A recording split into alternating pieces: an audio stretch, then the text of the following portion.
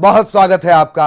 खबरों की भीड़ से तर खबरें जो हंसाएंगी, खबरें जो रुलाएंगी, न सिर्फ गुदगुदाएंगी बल्कि कुछ ना कुछ सिखाकर जाएंगी। ऐसी ही खबरों का कारवां है खबरें जरा हटके।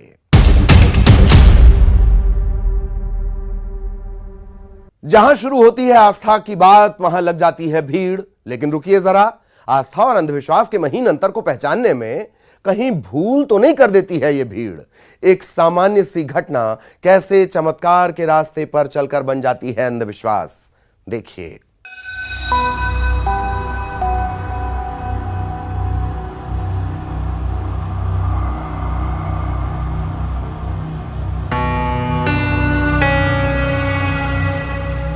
ये जो तस्वीर आप देख रहे हैं, ये आस्था के नाम पर खुले अंधविश्वास की जीती जागती तस्वीर है।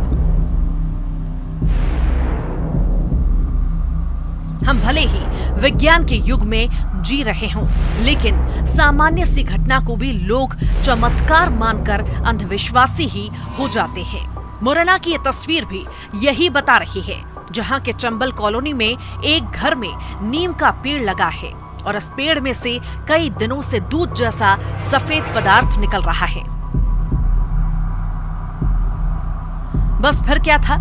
इस पदार्थ के निकलने की वजह जानने के बजाय लोग जुट गए पूजा अर्चना में, पेड़ की परिक्रमा करने में, उससे निकलने वाले दूध नुमा पदार्थ को इकट्ठा करने में। फिर चाहे वो महिलाएं हो या फिर पुरुष, हर कोई अंधविश्वास के फेर में फंसा हुआ दिखाई दे रहा है।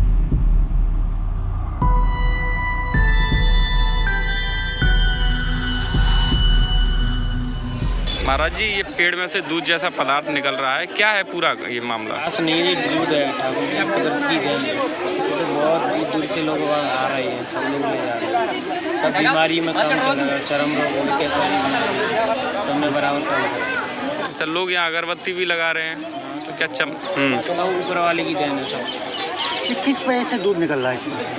उसे निकल रहा है, सब ऊपर वाली कृपा है, जो निकाल रहे हैं। कोई हाथ की थोड़ी बार उसमें। वैसे कहाँ से लोग आ रहे हैं यहाँ पे? बाहर मुरैना के सब लोग आ रहे हैं, सुनते हैं। जो कॉलोनी के आ रहे हैं, गोपालपुरा के आ रहे हैं, जो सुनते हैं भागते चले आ रहे हैं। लोगों का मानना है कि पेड़ से निकलने वाला दूध चमत्कारिक और इससे कई बीमारियां दूर होती हैं। इसीलिए वो इसे इकट्ठा करके अपने घर को ले जा रहे हैं। लेकिन जानकार बताते हैं कि नीम के अंदर एंटीबायोटिक प्रचुर मात्रा में होता है और इसीलिए इससे निकलने वाले द्रव्य को पीने से शारीरिक दर्द या फिर बुखार जैसी सामान्य बीमारियों में आराम मिल सकता है। साथ ही आपको ये भी बता दें कि नीम के पेड़ से दूध निकलने की घटना कोई चमत्कार नहीं, बल्कि एक रासायनिक क्रिया है। दरअसल किसी भी पेड़ में दो टिश्यू होते हैं, जिसमें जाइलम का काम पेड़ को जड़ से पत्तियों तक पानी पहुंचाने का होता है, फ्लोएम का काम पत्तियों से जड़ को भोजन पहुंचाने का। लेकिन अगर पेड़ कहीं से फट या कट जाए तो जाइलम की वजह से इस तरह का तरल पदार्थ निकलने लगता है।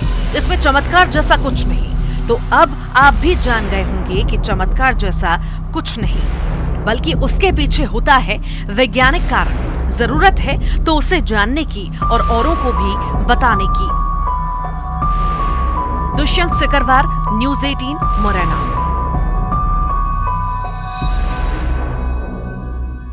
अपने घर का सपना साकार करना हर किसी की दिली तमन्ना होती है और कभी इस सपने को पूरा करने में लोगों की पूरी जिंदगी गुजर जाती थी, पर अब ऐसा नहीं। केंद्र सरकार की योजना की बदौलत गरीबों के खुद के आशियाने का सपना साकार हो रहा है। ऐसे में बुरहानपुर के एक शख्स ने अपने सपने को पूरा करने पर कैसे कहा शुक्रिया, देखिए।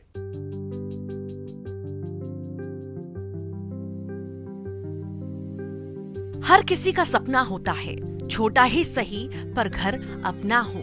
लेकिन लोगों को ये सपना पूरा करने में पूरी जिंदगी लग जाती है और फिर भी वे सपने का घर नहीं बना पाते, या जब तक वे अपना सपना पूरा करते हैं उनकी उम्र गुजर जाती है। लेकिन केंद्र सरकार की प्रधानमंत्री आवास योजना ने अब गरीबों के भी अपने घर के सपने को साकार करने का काम किया है। और बुरहानपुर में इस योजना के एक हितग्राही की तरफ से शुक्रिया कहने का अंदाज हर तरफ चर्चा में बना हुआ है। ये है बुरहानपुर के वार्ड नंबर 1 महाजाना पीठ में रहने वाले प्रकाश दशोरे, जो पहले कच्चे मकान में रहते थे और ठेले पर सब्जी बेचकर अपने परिवार को पाल रहे थे। लेकिन पीएम आवास योजना के तहत अब इन्हें भी पक्का मकान मिलने का रास्ता खुल गया है। हालांकि ऐसा दौर भी आया कि आवेदन करने के बाद योजना की पहली किश्त का इंतजार लंबा होता गया और प्रकाश ने इसकी उम्मीद छोड़ते हुए दोस्तों से उधार में पैसा मांगने का मन बनाया। लेकिन तभी उनके खाते में पहली किश्त गिर गई। बस फिर क्या था, उन्होंने घर की दीवार पर लिख दिया, श्री प्रधानमंत्री की कृपा। मेरा कच्चा मकान था, मुझे 2018 में मालूम पड़ा कि तो भाई प्रधानमंत्री योजना निकली है, प्रधानमंत्री आवास योजना की। मैंने 2018 में फॉर्म भरा था, जो आके 2021 में पास हुआ है। और उम्मीद छोड़ चुका था कि मेरी किस्त आएंगी। शायद जून में आई थी, 2021 में जून में आई और मई में आई थी, और फिर दूसरी किस्त जून में आई सर। तो मैंने जैसे आ गई, मैंने उसी समय सोच लिया कि नाम लिखूँगा, प्रधानमंत्री कृपा ही लिखूँगा। हम लोगों को लगा कि कोई ऑब्जेक्शन उठाएगा, तो हम लोगों ने पापा को मना किया था, लेकिन पापा ने बोला कुछ नहीं होगा, इसलिए पापा ने नाम लिखवाया। अच्छा लग रहा है। लोग बोलते हैं कि आप पूरे रिपोर्टर में छा गए। जैसे ही प्रकाश ने अपने मकान पर श्री प्रधानमंत्री की कृपा लिखवाया, आने जाने वाले लोगों ने इसे देखा तो ये चर्चा का विषय बन गया। हर तरफ इसकी बात होने लगी और बात होते हुए बीजेपी नेताओं तक पहुंच गई। फिर क्या था, सांसद और पार्टी के दूसरे भी इस मकान को देखने पहुंचे और इस पहल की तारीफ की। जब मैं गया तो मैंने तो पूछा कि ये क्या है, तो बोले हमारे प्रधानमंत्री जी ने हमको आवास दिया है, तो हमने किसका नाम लिखना। तो हमारे मन में हमने विचार किया परिवार ने कि प्रधानमंत्री जी की कृपा अपने पर हुई है। तो देखिए गरीब भी किस प्रकार प्रधानमंत्री से डायरेक्ट जुड़ रहा है, और उसके मन में भाव आया कि अपने मकान पे किसी देवी देवता का नाम ना लिखते हुए प्रधानमंत्री की कृपा ही लिख दे। तो मुझे देख के बड़ा खुशी हुआ, आनंद हुआ। वाकई प्रकाश का अपने सपने को साकार होता देखने के बाद शुक्रिया करने का ये अंदाज बेहद अलग है, और खास भी क्योंकि अक्सर लोग अपने मकान के बनने के बाद मातृ कृपा या पितृ कृपा या गुरु कृपा लिखवाते हैं, लेकिन प्रकाश ने लिखवाया श्री प्रधानमंत्री की कृपा। और हो भी क्यों ना, उनका सपना इसी बदौलत तो साकार हुआ है। शारिक अख्तर, न्यूज़ 18, बुरहानपुर। रियासत काल में सैकड़ों लोगों की प्यास बुझाने वाली बावड़ियां आज खुद प्यासी हैं। सागर जिले में ऐसी दर्जनों बावड़ियां हैं जो अपने प्राचीन गौरव और इतिहास की साक्षी रही हैं। संरक्षण न होने के चलते ये खस्ताहाल जरूर हैं, लेकिन इनकी भव्यता अब भी देखते ही बनती है।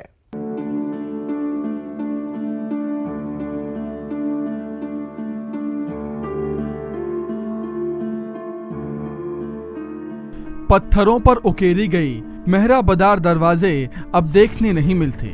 इन्हें एक बार देखते ही लोगों की आंखें ठहर जाती हैं। मेहराबदार डिजाइन के साथ बनाई गई ये बावड़ियां प्राचीन काल की याद दिला देती हैं। महलों के साथ गांव में भी पानी सहेजने के लिए इन बावड़ियों को बनाया जाता था, लेकिन समय के साथ जल स्रोत के साधन बढ़े तो लोग इन्हें भूलने लगे और ये इतिहास बन गई। लोगों की प्यास बुझाने वाली ये बावड़ियां आज जर्जर हो चुकी हैं।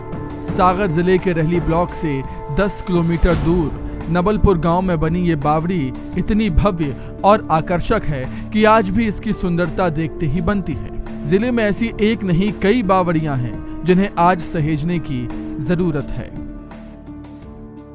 क्या कहानी है भैया, कि जितना से हमारा पैदा हुआ तो हमारा देख रहे, हमारे बाप दादी देखत रहे, और सियाने कहते रहे कि हमें जो पता नहीं लगा कौन की बनवाई है, कब की बनी है। और एक ही अंदर कोठलियाँ हैं, बारातें मिलती हैं, ढोर बछेरी बेच जाते हैं। गर्मियों में हमारे भी जाओ थे तो मानो ठंडक लेवे के लाने हैं। अब पानी उसमें नहीं है, सो खरखस्ता हो गई है, गिरवाई हो गई है। सो एक जब हमारे गांव की नई धरोहर बन जाए अगर तो बहुत अच्छी है। हमारे गांव का इतिहास तो हमारे बहरे से बनो है। अब एक नव निर्माण अगर हो जावे तो वरंगारी हो की कहानी बन जाए। 8वीं और 9वीं सदी में बनाई गई ये बावड़ियां इतनी भव्य हैं कि इनकी सुंदरता देखते ही बनती है। बावड़िया के अंदर की व्यवस्था देखकर आप प्राचीन समय की व्यवस्था का अंदाजा लगा सकते हैं।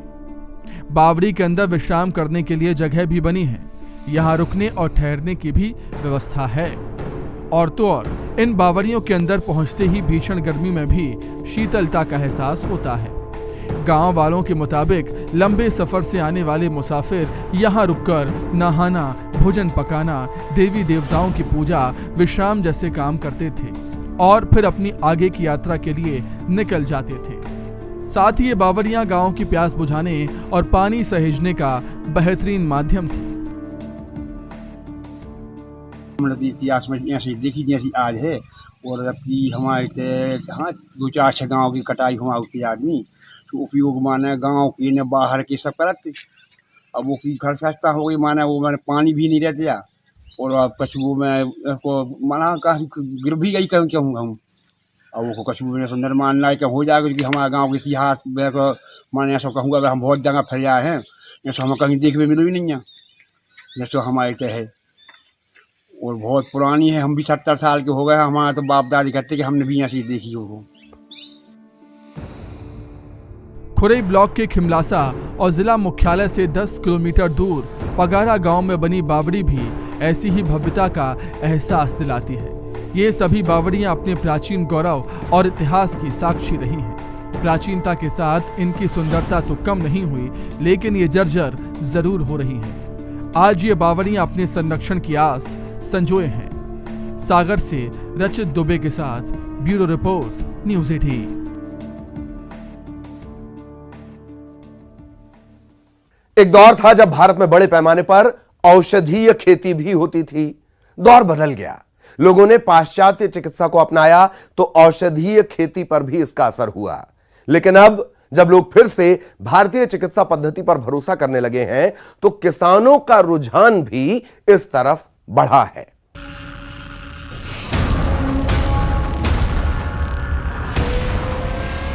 महामारी जो केवल विनाश ही नहीं लाती बल्कि लाती है नई उम्मीद, नई दिशा और जीवन को बरकरार रखने के लिए होने वाली कोशिश। ऐसा ही इस बार भी हुआ। कोरोना महामारी ने पूरी दुनिया को परेशान किया, लेकिन साथ ही जीवन को बचाने के लिए हर तरफ एक साथ मिलकर प्रयास शुरू हो गए। वहीं लोग भी अपनी सेहत के प्रति जागरूक हुए और एक बार फिर देसी दवाओं और प्राकृतिक औषधीय चिकित्सा पद्धति की तरफ उन्होंने देखा। ऐसे में इस बदलाव ने न केवल भारतीय चिकित्सा पद्धति को ताकत दी बल्कि प्राकृतिक औषधि की खेती करने के लिए किसानों को प्रेरणा भी दी। तभी तो जबलपुर में पाटन तहसील के किसान दुर्गेश पटेल आज के प्रगतिशील किसान बन चुके हैं, क्योंकि उन्होंने 2 साल पहले 1 एकड़ के खेत में अश्वगंधा की फसल लगाई थी, जिसकी उम्मीद से ज्यादा उत्पादन हुई। हालांकि कई कृषि विशेषज्ञों ने जबलपुर की जमीन पर इसकी फसल से इनकार किया था, लेकिन हुआ उल्टा। अब आलम ये कि कई किसान और कृषि विशेषज्ञ इसका निरीक्षण करने यहाँ आते हैं। मैंने पिछले लॉकडाउन में इसकी शुरुआत की थी और हमने 1 एकड़ में अश्वगंधा लगाया था, जिसमें मुझे पहले तो शुरुआत में बेचने में दिक्कत हुई, मार्केटिंग करने में दिक्कत हुई, लेकिन अब अश्वगंधा की मार्केटिंग बहुत अच्छी हो रही, क्योंकि कोविड में अश्वगंधा की डिमांड बहुत बढ़ गई। कोविड में ये इम्यूनिटी बूस्टर है। एक तो इसकी जड़ जो है इम्यूनिटी के लिए अमृत है, और इसका पंचांग है जो जिसको आप देख रहे हैं, ये पंचांग है पूरा पौधा, ये आपका वेट लॉस करने के लिए अमृत है। तो कोविड काल में लोगों की इम्यूनिटी बहुत कमज़ोर हो गई थी, तो उसको बढ़ाने के लिए अश्वगंधा ने नया जीवन दान दिया। अब आइए आपको बताते हैं कि क्या हैं अश्वगंधा के फायदे। ब्लड शुगर को नियंत्रित रखता है अश्वगंधा। कैंसर से लड़ने में सहायक है अश्वगंधा रूट। कोलेस्ट्रॉल लेवल को कंट्रोल करता है अश्वगंधा। स्ट्रेस और एंजाइटी दूर करता है अश्वगंधा। पुरुषों में प्रजनन क्षमता बढ़ाता है अश्वगंधा। गठिया रोग से निजात दिलाता है अश्वगंधा। शरीर की इम्यूनिटी बढ़ाता है अश्वगंधा।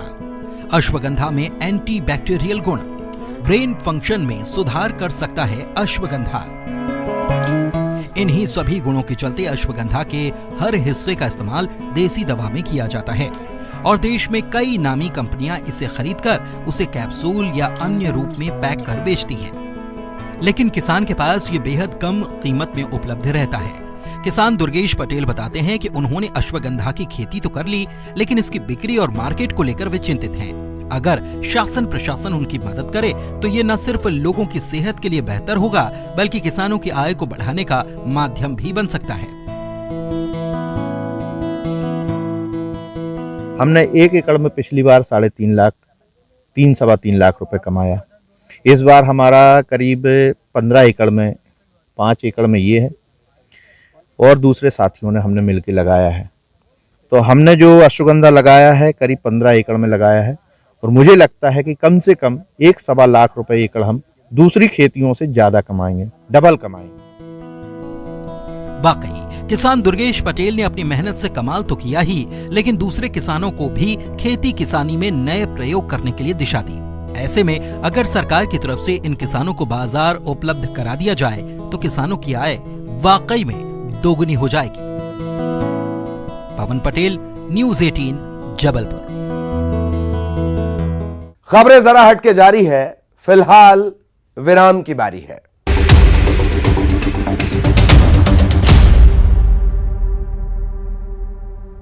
ब्रेक के बाद आपका स्वागत है।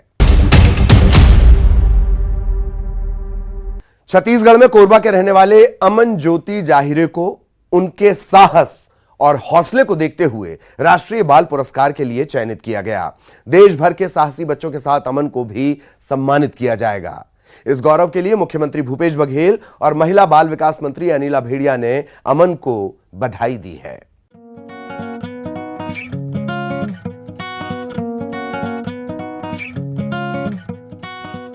ये है कोरबा के रहने वाले अमन ज्योति जाहिरे।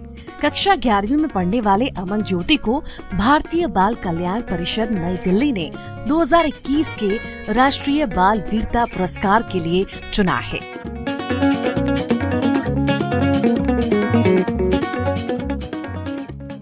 ये पुरस्कार अदम्य साहस और वीरता के लिए बच्चों को प्रदान किया जाता है और अमन ज्योति ने अपने से बड़े बच्चे का जीवन अपनी जान पर खेलकर बचाया।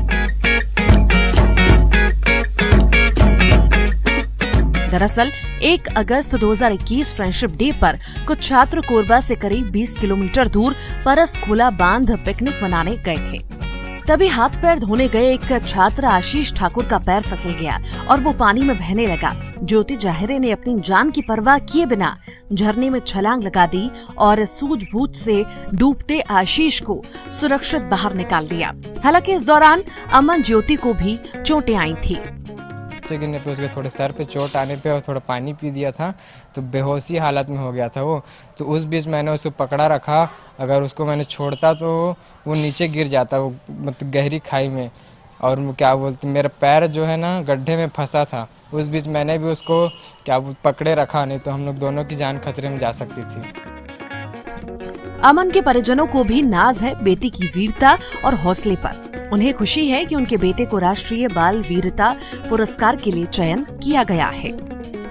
आज बहुत मतलब खुशी की बात है, राज्य से राष्ट्रीय मिल रहा है।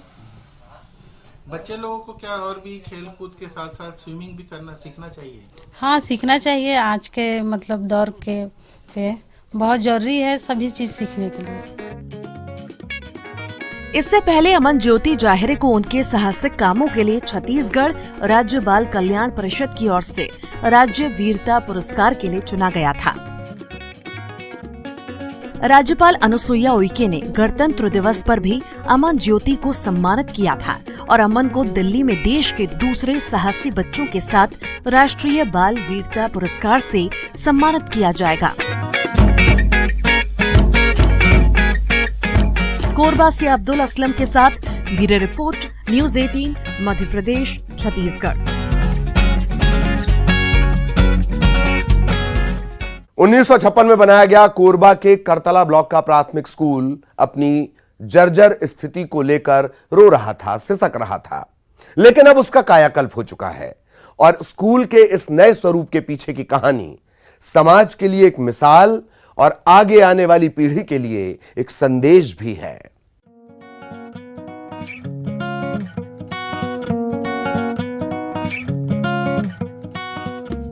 ये है कोरबा जिले के करतला ब्लॉक स्थित ग्राम पंचायत बरपाली के सन 1956 में बना प्राथमिक स्कूल।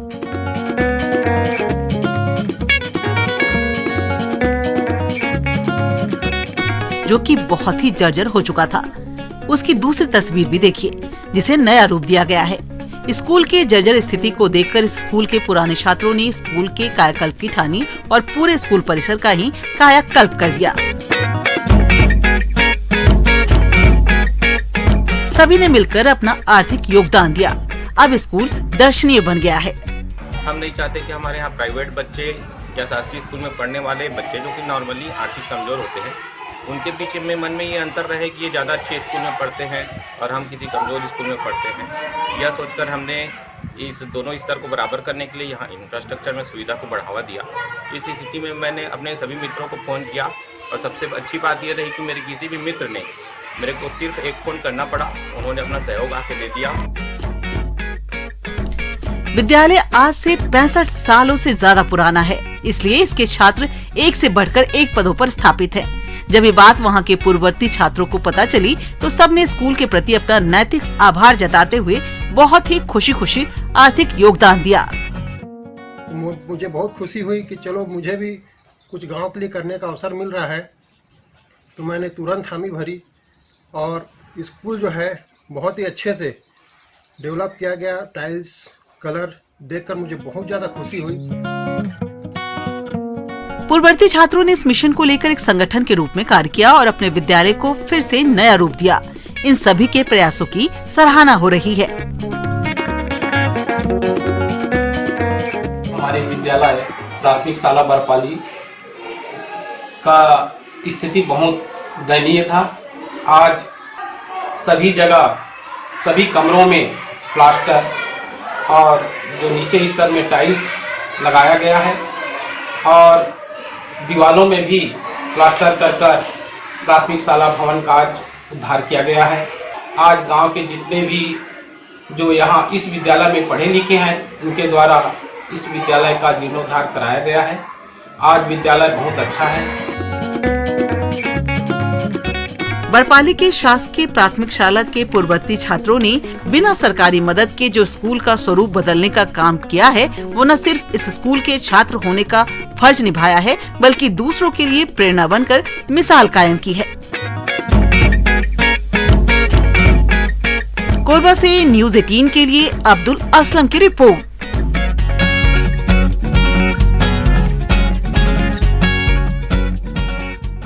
दिलचस्प खबरों के सिलसिले में आज इतना ही। फिर होंगी हंसाने, रुलाने, गुदगुदाने और सिखाने वाली खबरों के साथ मुलाकात। खबरें जरा हटके में फिलहाल इतना ही।